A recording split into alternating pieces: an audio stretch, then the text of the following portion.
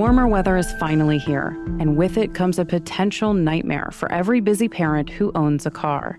The National Highway Traffic Safety Administration estimates that each year, an average of 37 kids die inside a locked hot car.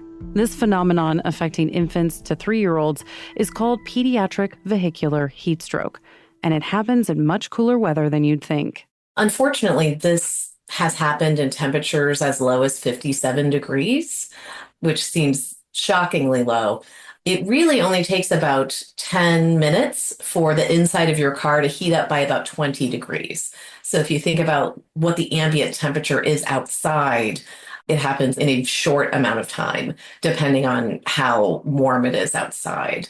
And I know that some parents and caregivers think about like, oh, if I leave the window cracked, the inside of the vehicle won't be as hot, but it really does very little to help. That temperature differential is still a lot hotter inside a car. It's kind of that greenhouse effect. That's Laura Dunn, a highway safety specialist at the National Traffic Safety Administration. She explains that young children are more at risk for these deadly situations because their bodies can't regulate heat the same way an adult does.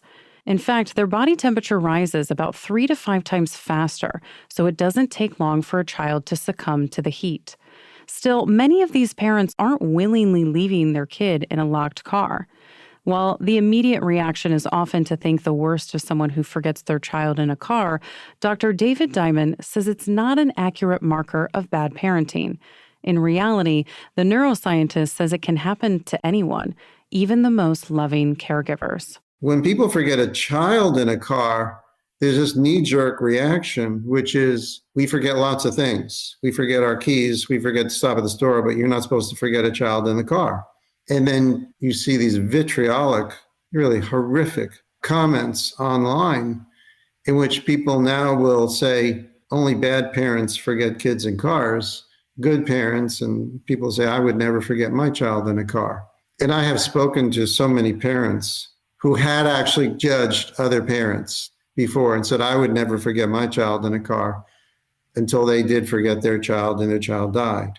Diamond is a professor at the University of South Florida. He's studied this phenomenon for 20 years in an attempt to understand it and hopefully find effective ways to prevent it. At the moment, he believes it's caused by a type of memory humans have called perspective memory. We use this form when trying to remember something that hasn't happened yet.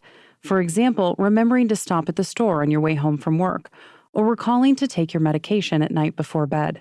We assume that if it's important, we will remember it just at the time when we need to remember it. So we have to remember to remember. That's prospective memory. It's one of the most common memory failures.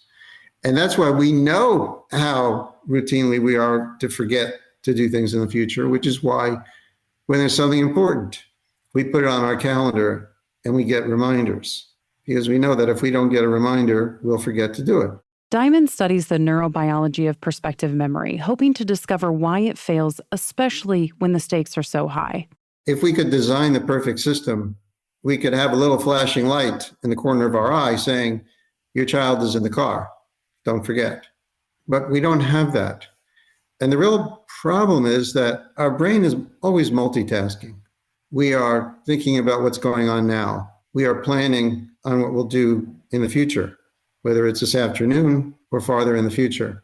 At the same time, our brain is holding on to information that's relevant right now, such as my child is in the backseat of the car. I need to remember on the way to work to stop at daycare, take my child to daycare, and then continue on my drive. When a child dies in a hot car, it's not always a matter of parent or caregiver neglect. Rather, it's that the habit brain memory system is so powerful that it's able to suppress our more conscious brain memory systems. The caretaker that normally goes from point A to point B without the child now has that subconscious motor brain memory system taking them right past the daycare. They've lost all awareness that their child is in the car, going into work without a thought of who they left in the back seat. The brain then does something that in a sense is so cruel. As they go to work, or sometimes where people go home, they have a false memory. They know that they were taking the child to daycare that day, and they create this false memory that they in fact accomplished that goal. So you have people who will be at work for 8 hours, talk about their child, look at pictures of their child, and they will say to people, I need to leave now to go pick up my child at daycare.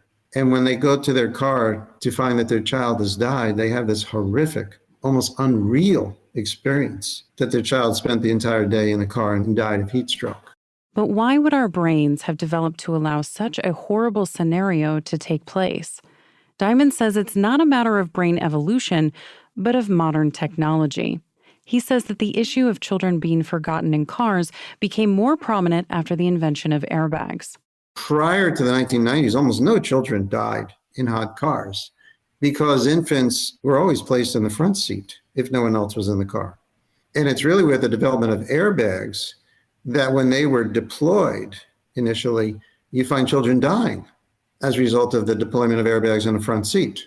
And because children were dying as a result of being hit by a deployed airbag, it's only then that children were placed in the backseat.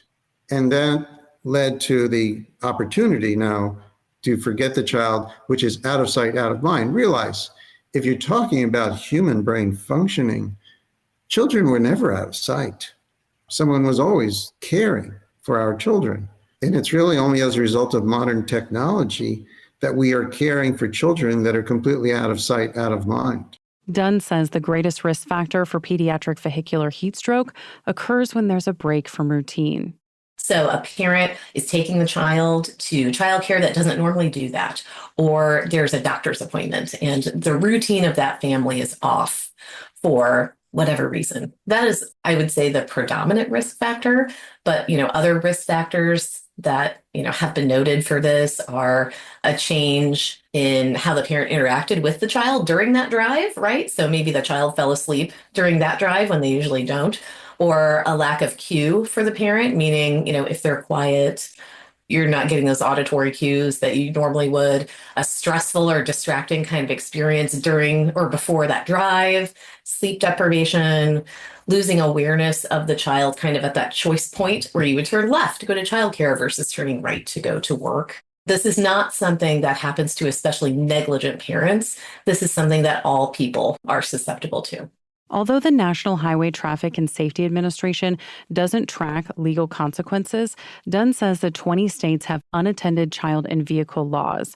In Texas, for example, if a child younger than 7 years of age is left unattended in a car, the penalties are 6 months to 2 years in jail and a fine of up to $10,000.